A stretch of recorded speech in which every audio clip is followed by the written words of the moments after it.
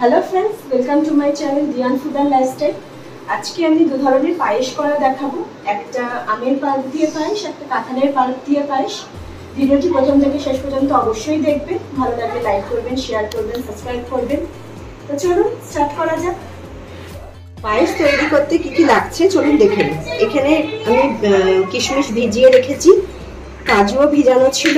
এটা আমের পাল্প করে রেখেছি, আর এটা হচ্ছে কাঁঠালের পাল্প করে রেখেছি। কাঁঠালটা বিচি বার করে মিক্সিতে পেস্ট করে নিয়েছি। আর এখানে আছে চিনি গুঁড়ো, আর এখানে আতপ চাল আমি ধুয়ে জল ঝরিয়ে রেখেছি। আর চালটা ভাজার জন্য লাগবে ঘি, আর লাগছে এলাচ গুঁড়ো। আমি এখানে দুধটা জালে বসিয়ে দিয়েছি।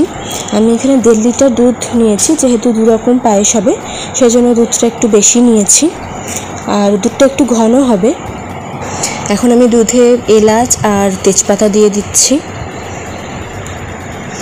আর এদিকে আমি চালটা ভাজবো, তাই কড়াইতে ঘি গরম করে নিয়েছি। এর মধ্যে আমি আতপ চালটা দিয়ে একটু ভেজে নিব। তো ঘিয়ের মধ্যে যদি চালটা একটু ভেজে দুধে মিশানো যায় তাহলে পায়েসটা খুব সুন্দর হয়, খেতেও খুব টেস্টি হয়, আর পায়েসের চালটা দলা পেকে যায় না। আর এমনিতেও যদি চালে ঘি মাখিয়ে দেওয়া যায় দুধে তাহলেও কিন্তু খুব ভালো হয়। আর চালটা খুব বেশি ভাজার দরকার নেই, একটু ট্রান্সপারেন্ট হলেই এটা হয়ে যাবে। আমাদের দুধটা এখানে ঘন হয়ে গেছে, অনেকক্ষণ ধরেই ফোটানো হচ্ছে। এবার আমরা এতে চালটা মিশিয়ে দিলাম।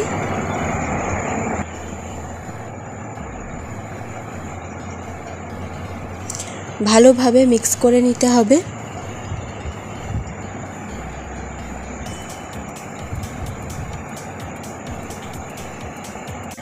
এবার চালটা একটু সেদ্ধ হলে এর মধ্যে আমরা চিনি অ্যাড করব। তো ততক্ষণ আমরা এদিকে কাজু আর কিশমিশটা ভেজে নিব। তো আবারও কড়াইতে একটু ঘি গরম করে এর মধ্যে কাজু আর কিশমিশটা দিয়ে আমরা ভেজে নেব।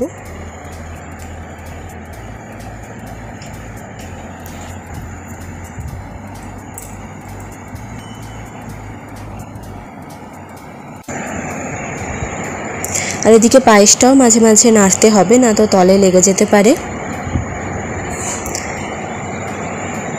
তো আমাদের কাজু কিশমিশ ভাজা হয়ে গেছে, এবার আমরা এটা পায়েসে মিশিয়ে দেব।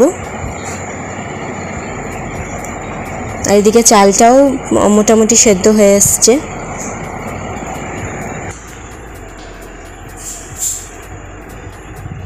ভালোভাবে মিক্স করে নিলাম।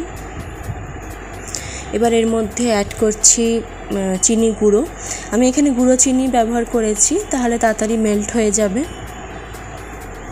আর যেহেতু পায়েসটা আমি কাঁঠাল আর আম দিয়ে করব, সেজন্য আমি চিনিটা কম ব্যবহার করেছি। যেহেতু আমও মিষ্টি, কাঁঠালও মিষ্টি, সেজন্য এখন চিনির পরিমাণটা কম দিলাম। পরে আবার যদি লাগে তখন আবার চিনি অ্যাড করে দেব। আর স্বাদটা ব্যালেন্স করার জন্য আমি এখানে সামান্য একটু লবণ অ্যাড করছি।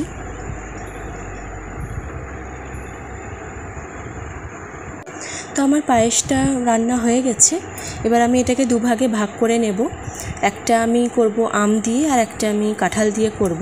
তো যেটা আম দিয়ে করব সেটাতে পায়েসটা একটু ঠান্ডা করে তারপর আম মিশাতে হবে। তো আমি এই বাটির পায়েসটা আলাদা করে রাখলাম। এটা আমি আম দিয়ে পরে ঠান্ডা হলে দেখাবো, আর এইটাতে আমি কাঁঠাল দিয়ে দেখাবো। তো আমি এখানে গ্যাসের ফ্লেমটা বন্ধ করে রেখেছি। আমি কাঁঠালটা মিশিয়ে পায়েসের সঙ্গে ভালো করে মিশিয়ে তারপর আমি গ্যাসের ফ্লেমটা অন করব।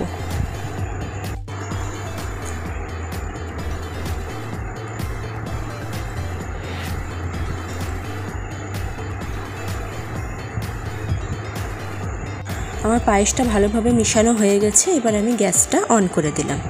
তো গ্যাস অন করার পরেও বেশিক্ষণ ফোটানোর দরকার নেই, 5 মিনিট মতন ফোটালে এটা রেডি হয়ে যাবে। সব শেষে আমি এটার মধ্যে এলাচ গুঁড়ো অ্যাড করলাম, এতে করে সেন্টটা ভালো হয়। আর যেহেতু কাঁঠাল পড়ে, তো কাঁঠালের একটা ভালো একটা সেন্ট বেরোয় পায়েস দিয়ে। পায়েসটা হয়ে গেছে, এবার এটা ঠান্ডা হলে আমি সার্ভ করব।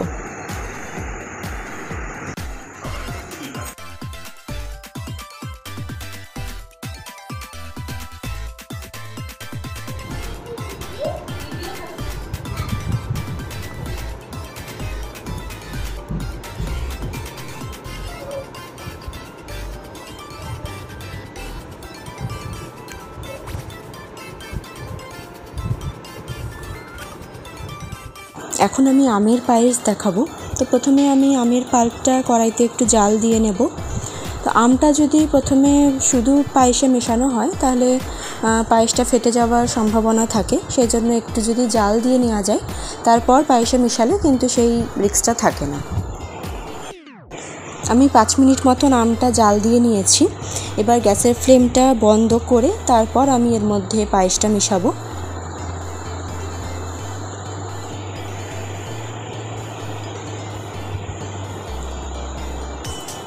ভালোভাবে মিক্স করে তারপর আমি গ্যাসটা অন করব।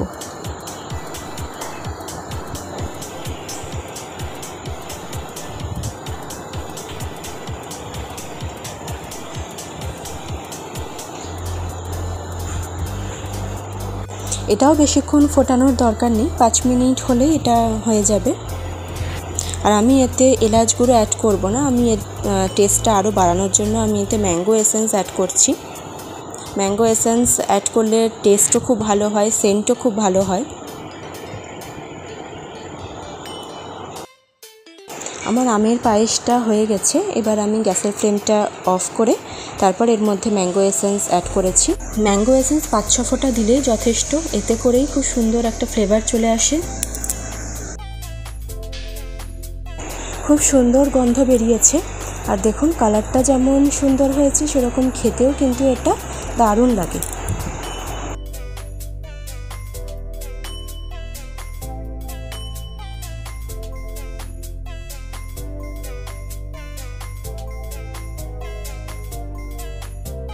তো এই হলো আমাদের 2 ধরনের পায়েস, আমের পায়েস আর কাঁঠালের পায়েস। আপনারা বাড়িতে অবশ্যই ট্রাই করবেন, আর কেমন লাগলো অবশ্যই আমাকে কমেন্টে জানাবেন। আজকের ভিডিও এখানেই শেষ করছি, দেখা হবে নেক্সট ভিডিওতে নতুন কোনো রেসিপি নিয়ে। সঙ্গে থাকবেন।